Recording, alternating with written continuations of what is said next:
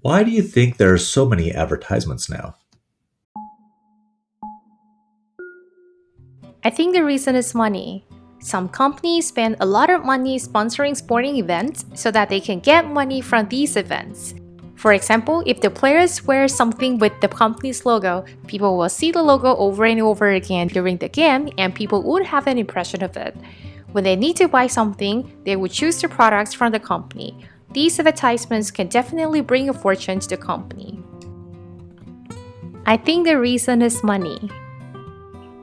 Some companies spend a lot of money sponsoring sporting events